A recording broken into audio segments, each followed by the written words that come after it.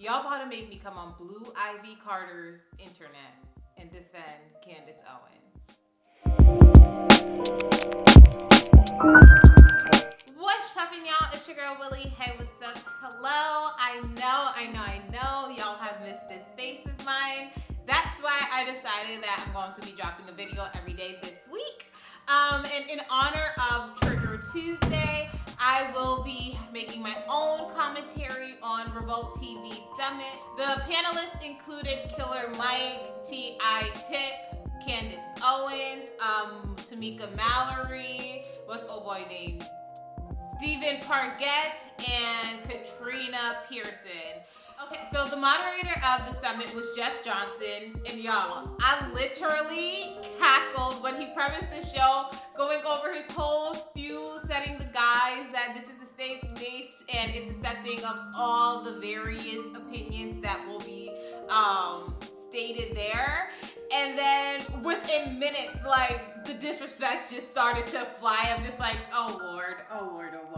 But what else do you really expect when it comes to Black people discussing what the Black agenda is? Because as we say continuously, Blackness is not a monolith. This was a very long summit, I must say. It was an hour plus, I think close to an hour 20 minutes. And the one clip that I saw floating around the internet, because that's how these things work, there's like the highlight piece and then that's what everyone talks about. And it was pretty much so T.I. going like targeting Candace Owens and saying that her opinion on the whole Make America Great Again was some bullshit.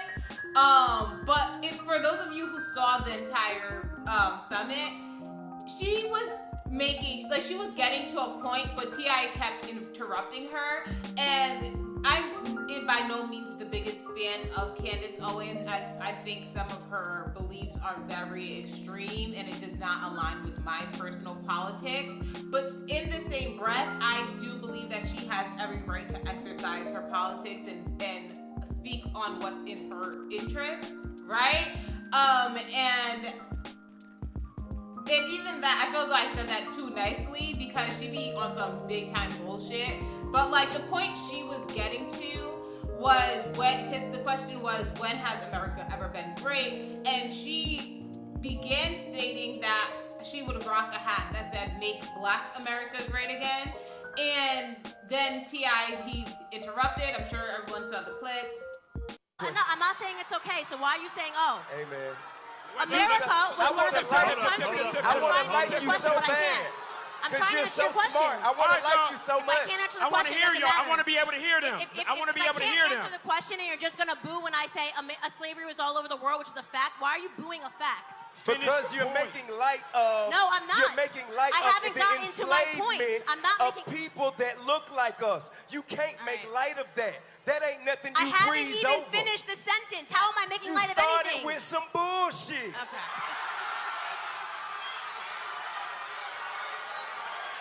And then just minutes later, after the crowd goes crazy and applauds him for being like the champion of the people against Candace, like minutes later, Killer Mike gets to actually say the point that Candace was getting to, which was that post-Civil War, how Black communities were at its strongest, its prime. We had ownership, and that's pretty much what Candace was saying. But she didn't get to state that point because T.I. was being, I don't want to say misogynistic, but it's like Black men in those positions, it's like she stated it at the end. It's like they try to get this gotcha moment, like get the crowd going crazy, get media go buzzing, get the highlight piece, the headlines, all that, and it's like it's unnecessary because you're being disrupted to the actual conversation that we're trying to have. Like, we're actually trying to make some points here and you are derailing the conversation.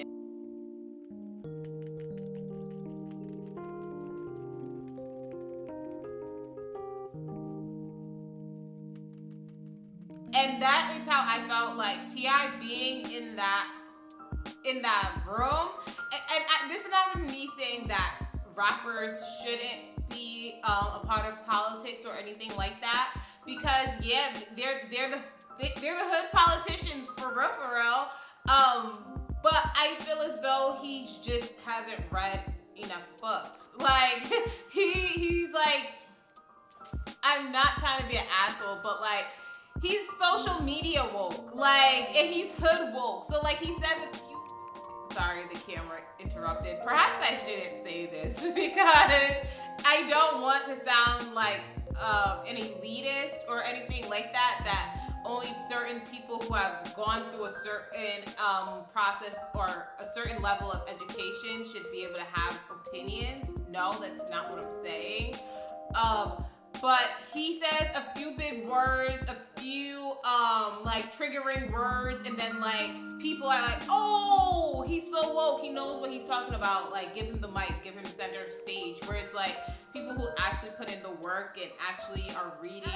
I don't know how to say this without being rude, but it's like he's taking up spots for people who are actually doing the work. Like, that's how I feel like. That's my personal opinion. The person who came ready, prepared, blazing hot was definitely Killer Mike. He had, I even would say like Candace was like a close second. She like toned down on a lot of the bullshit she does be spewing, and she was actually able to get out some hardcore, cold facts. Y'all know I like facts, factual actuals, over opinions personally. And so I think she did a great job with that. That by no means am I co-signing her beliefs. No.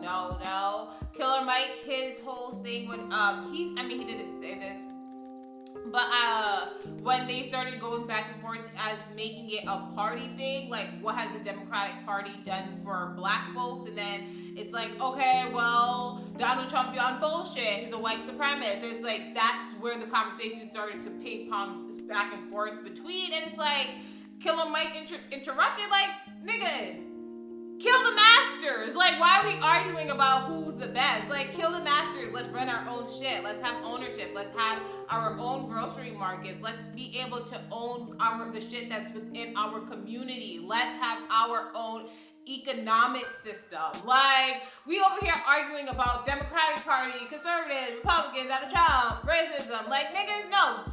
That's not what we need. Like, we need to start having these conversations about sourcing the power back to our communities and holding on to it. So I think he did a great job on centering the conversation around that, as opposed to which party we should be voting for. Someone did make a great point that there should be a Black Day, and I'm sure that is like specific towards like Black American, for them to wrap around their own nationality and like create their own nationalism. I thought that was a great point, because honestly, at this point, it's not even about parties. It's just about who's in my best interest, right? Who's in the best interest of my community? Who's in the best interest of my children's future? I'm not a mom, like my future children, their future,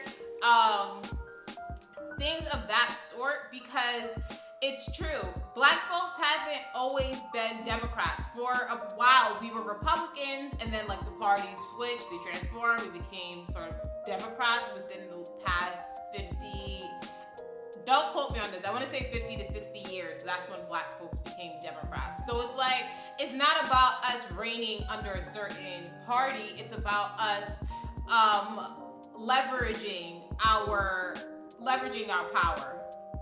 Yes. When it comes to immigration, I am the daughter of immigrants, born and raised here in the U.S. Immigration, the influx of immigrants that we see is a direct result of American imperialism. And although it does have its effect on the economy here in the U.S. and the day-to-day life, the issue isn't about kicking them out. It's about kicking the U.S. out of their homes and allowing them to then have political control over their powers.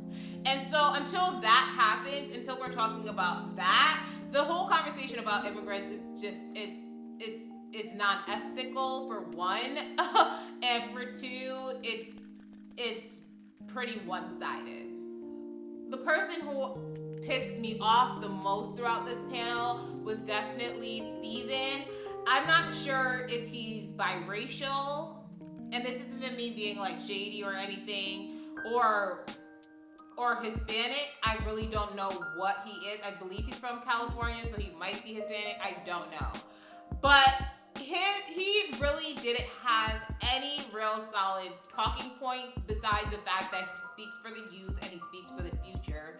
And even like after Killer Mike like did his like powerful ramble, like had the rooms like flared up, like round of applause type shit, he tried to like come up next, and it's like his analogies to it being the cookout and we are off of vibrations and we know when something isn't right. He's like, you know, the potato salad when something ain't right in there, and it's like he was trying way too hard to like assert his blackness, and it was just like, dude, what points are you making? Like, what does this have to do with anything that we're discussing? Like, he was just, he could have stayed out of it too. Like, if there's two people I would have kicked off the panel, oh, and Katrine, she was unmemorable. But Steven for sure, he could have stayed out of this. I don't know what job he has. Like, I don't know what his connects are, but like he didn't add any value to the panel. Like, he wasn't versed in whatever he was trying to state, which was like basically how to connect to the youth, listen to the youth type shit. And I'm all for the youth. I value the opinions of young people, and I feel as though if you want to know what needs to be changed, to go to the young people and women within the community, yes. But like I felt like he was pandering. Like he was trying to like make it known that he too was black way too hard. He was a hard pass for me. Okay, y'all, but that's it that I have. That was the highlight of this summit for me. If you haven't had the chance to watch it, go ahead. I'll link it down below. Give it a watch it and let me know your thoughts on it. That's all I have for y'all today. I will check you guys out later. Okay.